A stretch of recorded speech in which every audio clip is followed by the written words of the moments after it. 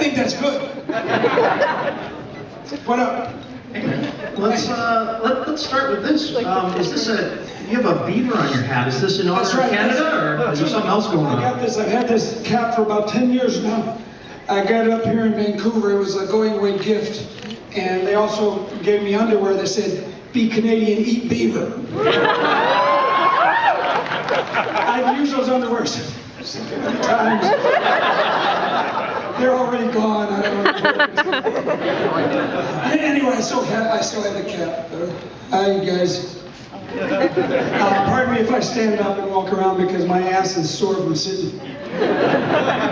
Let's get to know you a little bit better, and tell us about growing up in Alabama. You have 8 siblings, is that true? No. It's not true. How many siblings do you have? I got 5 sisters, and all total I had 3 brothers.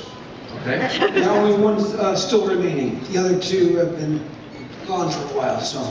Tell us about how you fit into the family. Are there other artist, actors? I'm the smartest one.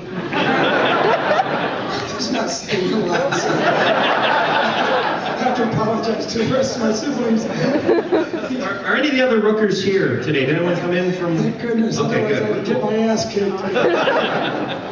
Did you get your ass kicked? Were you like the youngest kid at the end of the line? What was growing up like? My cousins and my older brother would kick my ass a lot, but I was a very stubborn guy.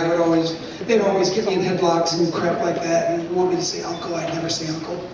So, hence. They toughened you up. Lack of blood to the brain. Now I'm an actor. So, what gave you the acting bug? Where did that start? I met some friends in junior college that were actors. They had an acting troupe, and they really sucked. They were really bad. So I kind of thought maybe I could do better than that.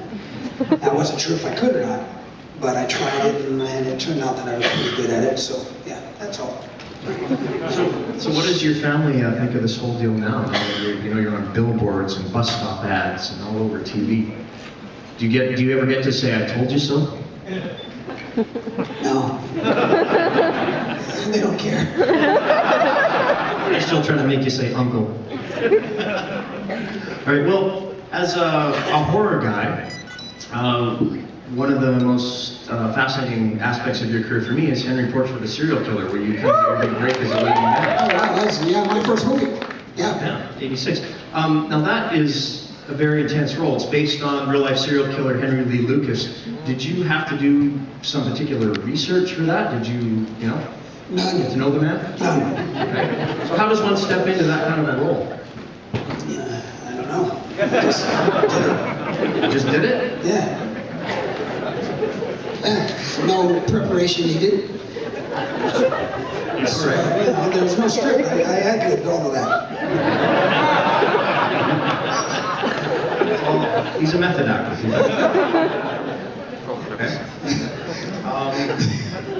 We had a script.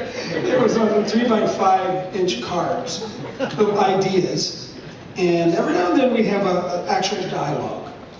But a lot of it was just sort of a certain idea that they wanted to get across, and then they'd have the actors, talk about it, improv it a little bit, work it, and then they'd sit and write at the same time, and we'd end up with a scene or a script, So eventually we had a whole script.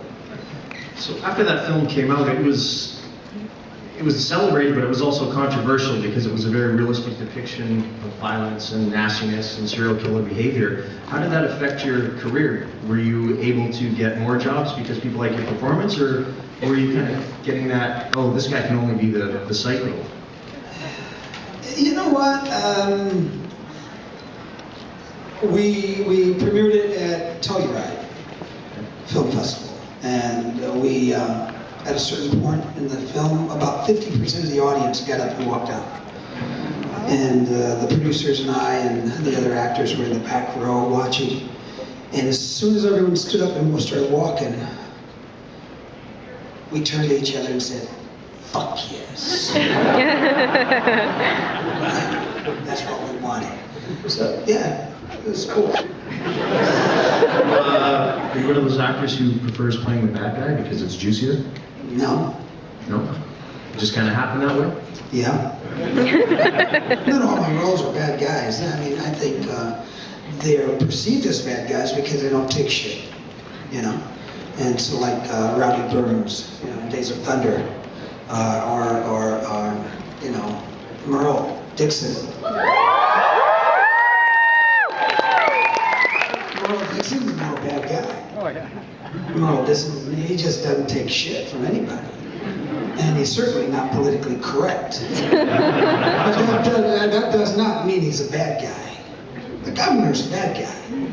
You know, he doesn't mind killing for the pleasure of killing. Merle doesn't kill for the pleasure of killing. You know, there's got to be some sort of purpose behind it. You know, maybe some money, something. You know. Now that the season has wrapped, what's going on with the Mohawk? Was that something you wanted to do, or is this for a role? You like it? I love it. You like this? It feels really good. I like it. It feels good.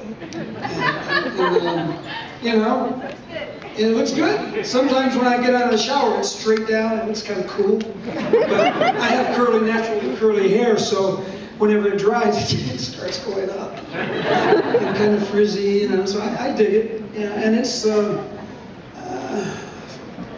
I can't tell you what it's for. So it may be a professional choice. Showing is what you're business. saying. Does it have anything with today being 420? It has nothing to do with that. Right. Although when I flew over to the UK just recently, and through Virgin Airlines, and their lounge, their lounge is so cool too. I was there, and I had stayed up pretty late that night, so my eyes were all bloodshot, and I wore my sunglasses in the lounge, and people kept coming up to me and saying, "Dude, we love your fucking music."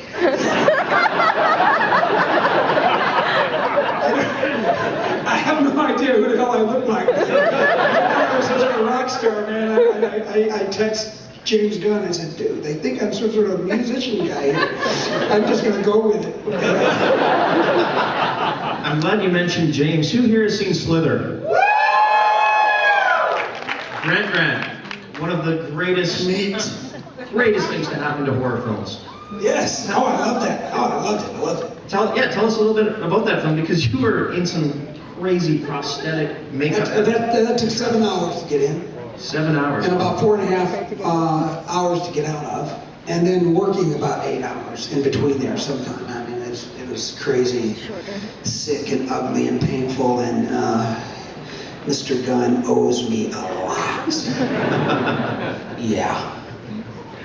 We picked that film as the best horror film of that year. You did? We did. Ah, the hell out of that. no. There you go, brother. That's certainly the best written one. It is. James Gunn is amazing. He's going to do great things. And he's going to do great things. Yeah, we got James Gunn fans out there. Of course we do. Is that James? Did you come over? It sounded like Gunn. Yeah? What is he Oh, like? yeah. Hell yeah, it will be. He's over in the UK right now, preparing a great little flick. Yeah. Guardians of the Galaxy. And you're playing a fellow named Yondu, correct? Pardon me? I don't know what you're talking about. Yon what? Yondu. What about Yondu? The internet, if it can be trusted, told me that you might be off the internet. Did I just spoil something? Aren't you Rue Borg?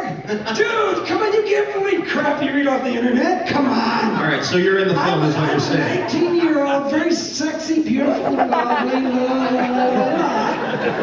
you know what? And people believe that. You're a rock star. It's not true.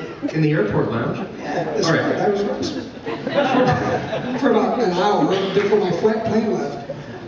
I think it's time to take some questions from you guys. I see a fellow over at the mic there. Oh, we're gonna have questions? Unless you want to tell a fairy tale. Oh, I'm tired of talking to this guy anyway, so come on. Hello, Michael. Hello, Mr. Whoever you are. My name is Brandon.